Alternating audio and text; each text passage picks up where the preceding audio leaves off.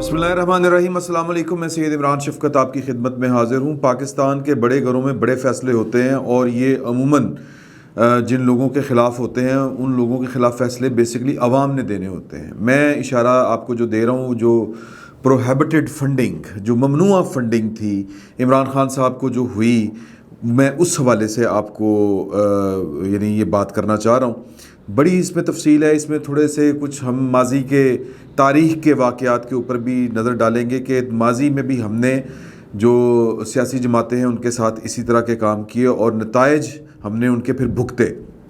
میں عمران خان صاحب کا کوئی بہت زیادہ ہمدرد آدمی نہیں ہوں، لیکن عمران خان صاحب کے خلاف جو کچھ ہو رہا ہے وہ مطلب نہیں ہونا چاہیے، میں ذاتی طور پر سمجھتا ہوں، یا وہ کسی بھی پولیٹیکل پارٹی کے خلاف نہیں ہونا چاہیے۔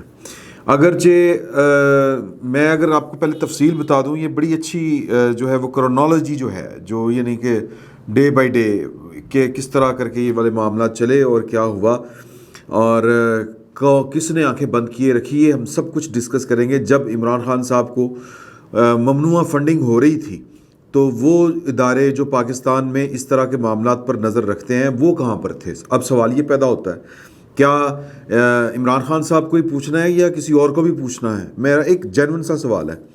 تو سر جی 14 نومبر کو جو ہے وہ اکبر ایس بابر صاحب نے، یعنی کہ آج سے 8 سال پہلے، یہ الیکشن کمیشن میں انہوں نے درخواست دائر کی تھی کہ عمران خان صاحب کو یا ان کی پارٹی کو، پاکستان تحریک انصاف کو، ایس اکبر صاحب ان سے علیحدہ ہو گئے تھے، ممنوع فنڈنگ ہو رہی ہے۔ ممنوع فنڈنگ کا کیا مطلب ہے کہ وہ کسی غیر ملکی فنڈنگ، جب کسی پولیٹیکل، اب اس کے پیچھے لاجک کیا ہے کہ جب کسی ایک پولیٹیکل پارٹی کو غیر ممالک کے لوگ فنڈنگ کریں گے تو پھر اس کا نتیجہ یہ نکلے گا کہ وہ پولیٹیکل پارٹی اقتدار میں آ کے اپنے آقاؤں کے ساتھ یا ان کی خدمت کرے گی کچھ نہ کچھ۔ تو جو بیسیکلی اس وقت عمران خان صاحب کے اوپر یہ الزام بھی ہے کہ انہوں نے پاکستان کا بیڑا غرق جانتے بوجھتے ہوئے کیا، لیکن پاکستان کا بہت بڑا ایک حلقہ ہے، بہت بڑا حلقہ جو عمران خان صاحب کو لیڈر سمجھتا ہے۔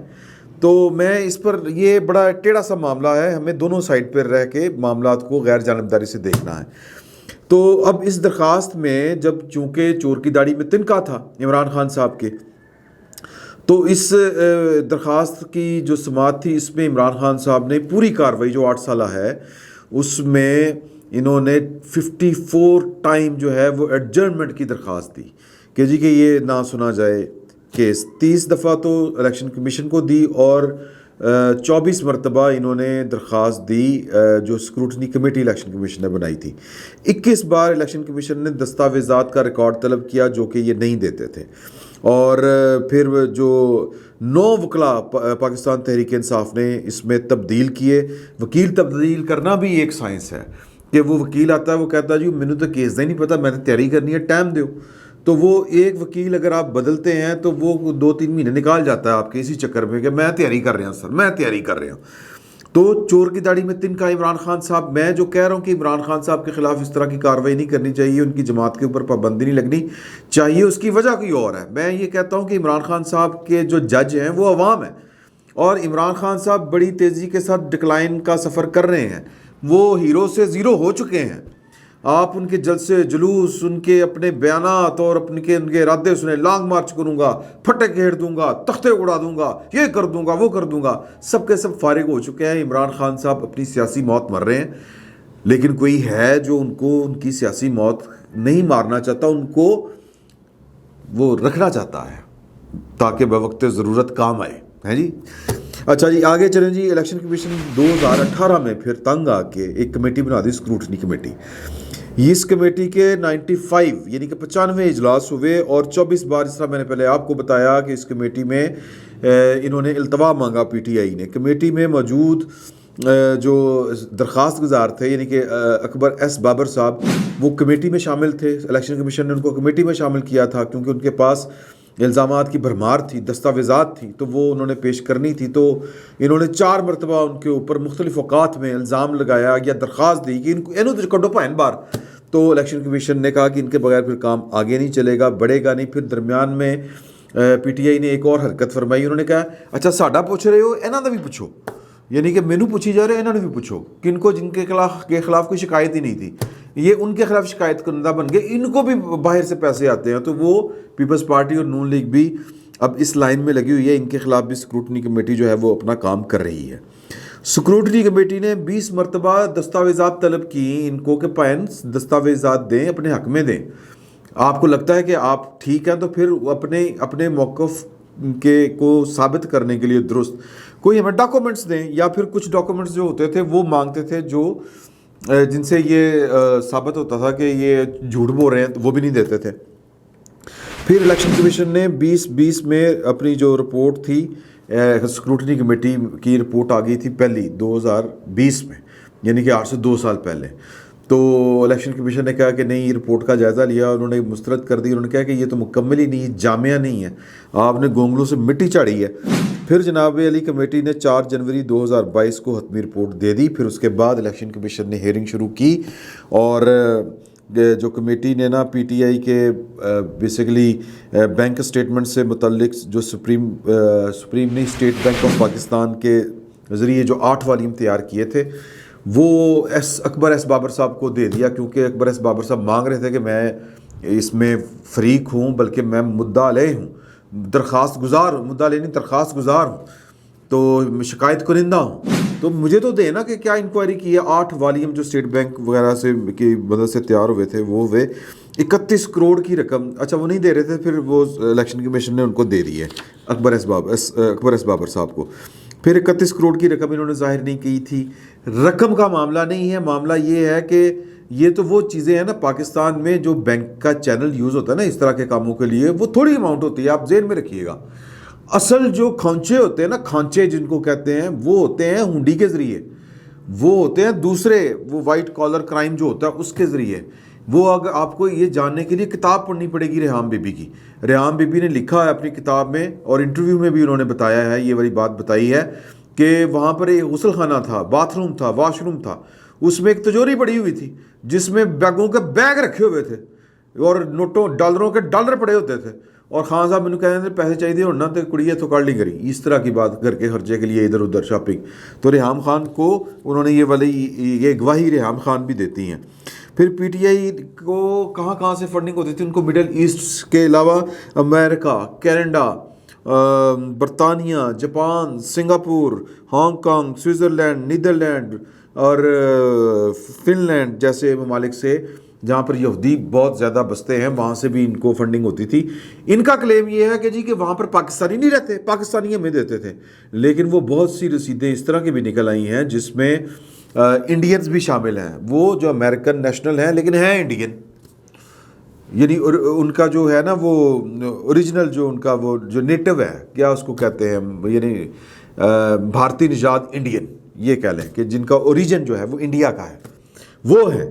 اب انڈین، اسرائیلی، یہودی آپ کو امریکہ کے پاسپورٹ رکھنے والے یا ان کا گرین کارڈ رکھنے والے، وہ آپ کو فنڈ کر رہے ہیں، تو پھر اس کا مطلب ہے کہ کام کوئی نہ کوئی گڑبڑ ہے۔ تو گڑبڑ کی عمران خان صاحب نے، اور بھی بڑی باتیں ہیں کہ انہوں نے سوال نامے دیے کہ ہمیں یہ جسٹیفائی کریں کہ یہ آپ کو جو فنڈنگ ہو رہی تھی کس طرح سے ہو رہی تھی، کون لوگ تھے اور کیا حساب کتاب ہے۔ یہ واضح 2 ٹوک اور کلیئر کٹ کوئی موقف اختیار نہیں کر سکے جو شکوک و شبہات سے بالاتر ہو۔ پھر پی ٹی آئی نے گوشواروں میں M C B, bank of Punjab اور بینک آف خیبر کے اکاؤنٹس جو تھے وہ چھپائے تھے اپنے۔ پھر اسٹیٹ بینک کی جو نے اپنا، یہ میرے پاس کچھ اور بھی لکھے کہ پی ٹی آئی کے 26 بینک اکاؤنٹس انہوں نے مزید بتائے کہ ہیں، اور جن میں سے 14 جو یہ پی ٹی آئی ہے اس نے ان کو ڈس آن کر دیا کیونکہ وہ غلط طریقے سے کھولے گئے تھے، 2 نمبریاں ہوئی تھیں ان میں۔ اور یہ جو سارے کے سارے ہیں بینک اکاؤنٹ، یہ اسد کیسر، شاہ فرمان، عمران اسماعیل اور سیما کوئی خاتون ہے ان کے، نجیب ہارون ہے، جہانگیر ہیں، جہانگیر رحمان، خالد مسعود، نعیم الحق مرحوم اور ظفر اللہ خٹک، ان کے ناموں کے اوپر لگے ہوئے تھے۔ اور بہت سے وہ جو ڈائریکٹ تھبو آتے تھے، بیگوں کے بیگ آتے تھے، وہ تو کسی وہ ہے ہی نہیں اس میں۔ اور پھر ایک اور لنک اس میں مسنگ ہے، اس کا ذکر ہے اس کی ڈیٹیل میں، کہ عارف نقوی صاحب، وہ جو سیٹھوں کو لوٹنے والے ٹھگ، جنہوں نے اپنے بل کلنٹن نہیں، وہ بل گیٹس کو بھی لوٹا، جو اس وقت امریکہ میں گرفتار ہیں، ان کے خلاف مقدمہ چل رہا ہے، اور عمران خان صاحب کی گرفتاری بھی ہو سکتی ہے، یہ ایک خیال ہے لوگوں کا۔ تو عمران خان صاحب نے وہ کہ امریکہ، جب مجھے گرفتاری پتہ تھا نا عارف نقوی پکڑا گیا میرا پارٹنر، تو پھر کیا ہوگا؟ عارف نقوی وہ نا جب پہلے وہ لنڈن میں گرفتار ہوا تھا، آپ کو یاد ہیں یہ ساری باتیں، میں یاد دہانی کے لیے صرف پیش کر رہا ہوں آپ کے حضور، کہ انہوں نے کہا کہ جی کہ آپ کو رابطہ وہاں پر جو فوجداری نظام ہے وہ اور طرح سے ورک کرتا ہے، انہوں نے تبدیل کر لیا، ہمارا فوجداری نظام برطانیہ سے مستعار لیا ہوا ہے، لیکن وہ وہیں پہ کھڑا ہے، 1864 پہ کھڑا ہے، یا 1864 میں تقریباً، یا 1880 تک کھڑا ہے، اس سے آگے نہیں بڑھا۔ لیکن انہوں نے بڑی تبدیلیاں کر لی اپنے جسٹس سسٹم میں، اپنے فوجداری نظام میں، کرمنل جسٹس سسٹم میں۔ تو وہ وہاں پر جب کسی کو پہلے گرفتار کرتے نہیں اول تو، اور جب تک پوری کے پورے ثبوت وہ اکٹھے نہ کر لیں، پھر وہ گرفتار کرتے ہیں۔ پھر جب گرفتار کرتے ہیں تو وکیل کا حق دیتے ہیں، کیونکہ ان کو پتہ ہوتا ہے کہ ہمارے پاس ثبوت بہت ہیں۔ یہاں پہ جب گرفتار کرتے ہیں تو پہلے گرفتار کرتے ہیں، بعض ثبوت اکٹھے کر دینے، بیل نہیں ہونے دیتے کہ یہ ثبوت جا کے خراب کر دے گا۔ تو ہمارے ہاں گنگا الٹی بہتی ہے۔ تو خیر موضوع سے ہم ہٹ جائیں گے۔ تو عارف نقوی صاحب کو جب گرفتار کیا گیا تو ضابطے کے مطابق انہوں نے پوچھا کہ آپ کس سے بات کرنا چاہیں گے، اپنے کانٹیکٹ لسٹ میں انہوں نے کہا کہ کسی سے بات کرنی، اطلاع دینی ہے کہ تجھے پھڑے گئے ہو۔ انہوں نے کہا میں عارف الوی نال تے وزیر اعظم پاکستان، صدر پاکستان تے وزیر اعظم پاکستان، ان سے بات کرنی ہے۔ اتوں نے کان کھڑ کے یار کی چکر ہے، یہ تو وزیر اعظم بھی 2 نمبر ہے اور صدر بھی 2 نمبر، اور یہ 2 نمبری ملک ریاض صاحب نے ان کی ثابت کر دی ہوئی ہے، کابینہ میں ثابت ہو چکی ہے ان کی 2 نمبری، کوئی ایماندار وغیرہ کوئی کچھ نہیں ہے 2 نمبر، بلکہ 43 نمبر۔ یہ 2-3 نمبر تو دوسری پارٹیاں ہیں نا جن کو یہ کہتے تھے کہ کرپشن، انہوں نے کرپشن کے ایسے ایسے ریکارڈ بنائے ہیں جو آپ کو نکالتے ملیں گے اور ٹوٹتے ٹوٹیں گے۔ یہ عمران خان صاحب کی کرپشن اتنی سادہ نہیں ہے، بہت بڑا اس میں سر جی انہوں نے ان کے ساتھ مل کے کرپشن کی جنہوں نے بل گیٹس کو لوٹ لیا، بل گیٹس جیسے اور 35 جو عالمی ساہوکار ہیں ان کو لوٹ لیا، اب وہ پکڑا ہوا ہے۔ تو یہ اس کیس میں عمران خان صاحب کی گرفتاری متوقع ہے، تو اس سے بچنے کے لیے وہ عمران خان صاحب کا حال وہی ہے کہ یہ ہر کام کو پریمپٹ کرتے ہیں، کہ وہی وہ لڑکی وہ جو تھی کہ جی کہ ساڑھے چو کل کسی ایک نے نہیں ہونا، تو وہ اگلے دن نہیں تھی، وہ اپنے کسی چلی گئی جس کے ساتھ اس نے جانا تھا، تو اگلے دن ابا جی کہتے ہیں کہ ہے ویسے جڑی یہ نہ شودھی ہے ولی اللہ سی، ان پہلے کل دی کہہ رہی ساڑھے جو کسی ایک نے نہیں ہونا، ویکھ لو آج ساڑھے جو ایک نہیں ہے۔ تو یہ پریمپٹ کرتے ہیں، چیف الیکشن کمشنر خود لگایا، اس کے خلاف بولنا شروع ہو گئے، کیونکہ یہ ممنوعہ فنڈنگ کیس جو ہے پروہیبٹڈ فنڈنگ کیس، اس کا فیصلہ آنا تھا، ان کو پتہ ہے کہ میں نے چوریاں کی ہوئی ہیں، فیصلہ آنا تھا۔ امریکہ نے عارف نقوی کو پکڑا، انہوں نے ادھر سے کہا کہ میرے خلاف امریکہ جو ہے وہ سازش کر رہا ہے۔ کیوں کر رہا ہے سازش؟ کیونکہ عارف نقوی پکڑا جا چکا ہے، اگلی باری پائندی ہے۔ تو ان سب باتوں کے باوجود بات لمبی ہو جائے گی، ہمارے پاس ابھی بات کرنے کو بہت کچھ ہے۔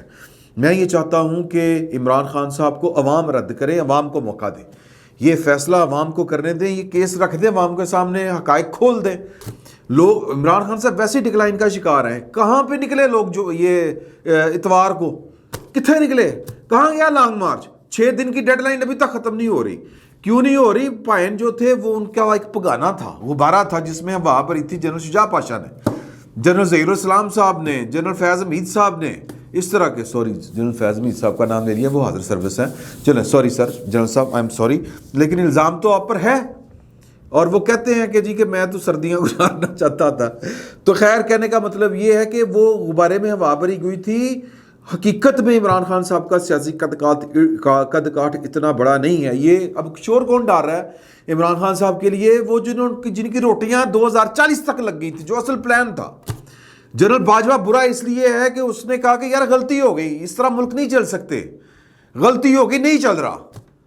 لیکن جن کی روٹیاں لگ گئی تھیں، جنہوں نے پلان بنا لیا تھا کہ اب پاکستان یہ مصر نہیں ہے، پاکستان کو انہوں نے مصر سمجھ لیا ہوا تھا کہ اب 2040 تک ہم ہوں گے، میں تو میرا بننا دوجا رلے تو متھا پنا، کہ اور کسی کو میں نے آنے نہیں دینا، ہم نے آنے نہیں دینا۔ اب عمران خان وہ اب تو منصوبے سامنے آ رہے ہیں، ابھی بہت سے سامنے آنے ہیں، 2040 تک کا ایجنڈا، 2040 تک کا، خدا کا خوف نہیں ہے ان لوگوں کو۔ تو وہ جو ہے نا ویٹرنز، پاکستان ویٹرنز، یہ ان کو اتنے ٹیٹنے وٹ اس لیے چڑھ رہے ہیں کہ ان کی اور ان کی آنے والی نسلوں کی روٹیاں بند ہو گئی ہیں۔ جنرل باجوہ نے ان کی روزی روٹی کے اوپر لات مار دی ہے، یہ ہے اصل پھڈا۔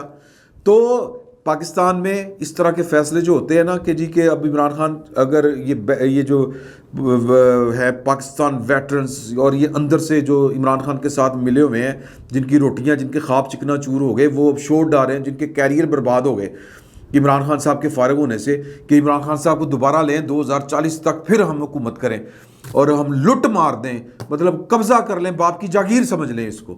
یہ ان کی تکلیفیں ہیں. جب ان کو تکلیفیں ہوتی ہیں تو پھر لوگ گھبرا کے اس طرح کے فیصلے کرتے ہیں. یہ بالکل ٹھیک ہو رہا ہوگا فیصلہ، لیکن یہ سیاسی فیصلہ نہیں ہے. اس طرح کے فیصلوں سے پولیٹیکل پارٹیاں ختم نہیں ہوتی. عمران خان صاحب کو اگر ان کی طبعی موت نہ مرنے دیا گیا پی ٹی آئی کو، تو پھر کام گڑبڑ ہونا ہے.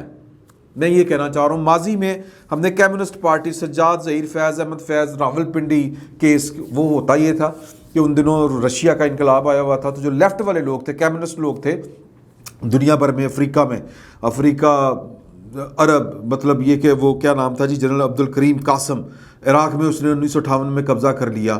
یہ روس نواز تھے. روس نواز حکومت پاکستان میں بھی قائم کرنا چاہتے تھے، جیسا جمال عبد الناصر نے مصر میں کی، سمجھے نا اس بات کو، اور جس طرح قذافی نے لیبیا میں کی. تو یہ پاکستان میں جو فیض احمد فیض اور سجاد ظہیر پر الزام لگا کہ انہوں نے پاکستان کی فوج کے اندر جنرل کیا نام تھا جی ان کا، اکبر کی مدد سے یہ ایک روس نواز فوجی حکومت قائم کرنا چاہتے ہیں، پاکستان کے کو کمیونسٹ بنانا چاہتے ہیں. تو وہ والا کیس چلا، کمیونسٹ پارٹی کے اوپر پابندی لگی. نتیجہ کیا نکلا؟ کمیونسٹ پارٹی کے جو سرکردہ لوگ تھے کچھ ادھر ادھر ہو گئے، اور کچھ جو لوگ ہیں وہ نیپ میں، نیشنل عوامی پارٹی میں چلے گئے. اور نیشنل عوامی پارٹی میں دو طرح کے دھڑے تھے. ایک دھڑا تھا، تاریخی باتیں میں آپ کو بتا رہا ہوں، پاکستان کی تاریخ زیادہ پرانی بات نہیں ہے. ایک تھا جو نیشنل تھا، ولی خان گروپ اس طرح کا جو ہے، اور وہ اپنا دوسرا تھا وہ جو نظریاتی گروپ تھا. جب پھر انہوں نے بھٹو صاحب نے نیب کے اوپر بھی پابندی لگا دی، اور نتیجہ کیا نکلا کہ جی کہ وہ پہاڑوں پر چڑھ گئے. یہی ہوا تھا نا.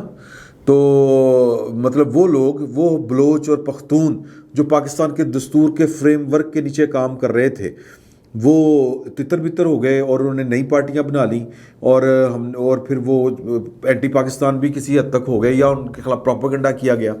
تو یہ اس طرح نتائج نکلتے، اور پھر انہی میں سے لوگ جو ہیں لیفٹ کے نکلے لوگ، مراج محمد خان اور شیخ رشید صاحب دوسرے تیسرے پیپلز پارٹی میں چلے گئے. اور بھٹو صاحب جگیردار تھے، لیکن ایک سوشلزم والا چکر آ گیا تو وہاں پر چلے گئے. تو یہ حل نہیں ہوتا. آپ کسی پولیٹیکل پارٹی کے اوپر پابندی تو لگا سکتے ہیں، لیکن سیاسی سوچ کے اوپر پابندی نہیں لگا سکتے. وہ کوئی نہ کوئی اور راستہ اختیار کرتی ہے. اے این پی بن جاتی ہے، پیپلز پارٹی نکل آتی ہے، اور پھر پیپلز پارٹی کے اوپر 1979 میں ضیاء الحق صاحب نے ان کی سیاسی سرگرمیوں پر پابندی لگائی تھی، پارٹی پر نہیں لگائی تھی، الذوالفقار بن گئی تھی. تو عمران خان صاحب کو یہ کوئی ہے جو آکسیجن دینا چاہ رہا ہے؟ میں یہ سمجھتا ہوں کہ سیاست کے معاملات سیاست کے ذریعے ہی حل ہونے چاہیے. یہ عوام کا حق ہے، عوام فیصلہ کرے کہ کیا ہے کیا نہیں ہے. اور اگر عمران خان صاحب کے اوپر اس طرح کی پابندی لگائیں گے، وہ کوئی اور پارٹی بنا لیں گے، اور یہ پھر تاثر جائے گا کہ پاکستان کی جو اسٹیبلشمنٹ ہے وہ عمران خان صاحب کا گلا گھونٹنا چاہتی ہے، اور بڑی باتیں نکلیں گی. تو ایک سیاسی عمل جو ہے وہ جاری رہنا چاہیے. سیاسی عمل یہ ہے کہ 9 اپریل سے لے کے آج کی تاریخ تک عمران خان صاحب زوال پذیر ہیں. ہر آتا دن ان کے زوال میں اضافہ کر رہا ہے. یہ نظر آ رہا ہے، کوئی مانے یا نہ مانے. عمران خان صاحب کوئی بڑا جلسہ نہیں کر سکے اب حالیہ دنوں میں، بات کا کہہ کر کسی بات کے اوپر پورا نہیں اتر سکے. 6 دن کی انہوں نے ڈیڈ لائن دی تھی 26 مئی کو، آج تک ان کی ڈیڈ لائن پوری نہیں ہوئی. کبھی وہ سپریم کورٹ کی طرف گیند پھینک دیتے ہیں، کبھی وہ پاکستان کی اسٹیبلشمنٹ کے اوپر الزام لگا دیتے ہیں کہ مجھے جلسہ نہیں کرنے دے رہے، مجھے دھرنا نہیں دینے دے رہے.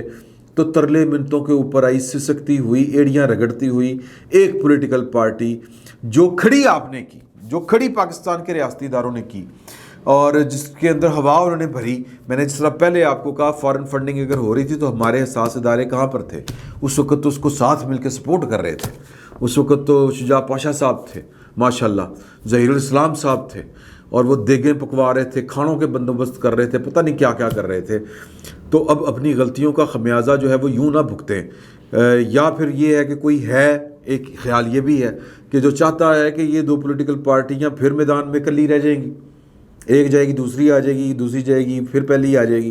تو کیوں نہ عمران خان صاحب کو بچا کے رکھے. تو یہ بچا کے رکھنے کا بہترین طریقہ یہ ہے کہ ان کے اوپر تاثر ان کے خلاف یہ جائے، ان کے بارے میں جائے کہ ان کے خلاف ریاستی ادارے ہو گئے، اسٹیبلشمنٹ ان کے خلاف ہو گئی ہے، تاثر یہ جائے. تو پھر عمران خان صاحب کی سیاسی زندگی، ان کی سیاسی بقا ہو جائے گی. بقا مطلب وہ سیاسی طور پر ان کو بچ جائیں گے وہ. تو یہ ان کو سیاسی بقا اگر ختم کرنی ہے تو پھر ان کو کھلا چھوڑیں.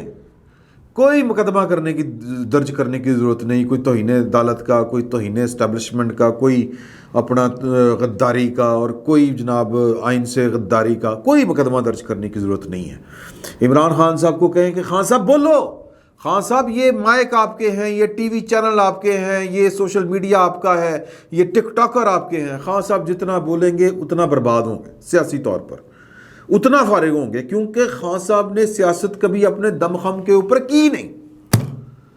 یہ شجاع پاشا صاحب کی مہربانیاں تھیں کہ علیم خان کو گھیر کے، ترین صاحب کو گھیر کے، بڑی بڑی اے ٹی ایم مشینوں کو گھیر کے، عارف نقوی جیسے بندے ڈھونڈ کے، فنڈنگ کر کے ان کو بنایا، کھڑا کیا. لیکن جب پیچھے سے ہٹے تو دھڑم او پیا خان، اٹھا نہیں جا رہا خان، ہون اٹھ کے بخا خان. بڑا مشکل ہے. تو یہ جو کوئی بھی اگر ان کے پارٹی کے اوپر پابندی لگائے گا وہ خان صاحب کو ایک نئی زندگی دے گا. تو بس مطلب لوگ تو پھر لوگ تو سادہ دل ہوتے ہیں، سادہ مزاج ہوتے ہیں. تو خان صاحب کی جماعت کے اوپر پابندی نہیں لگنی چاہیے.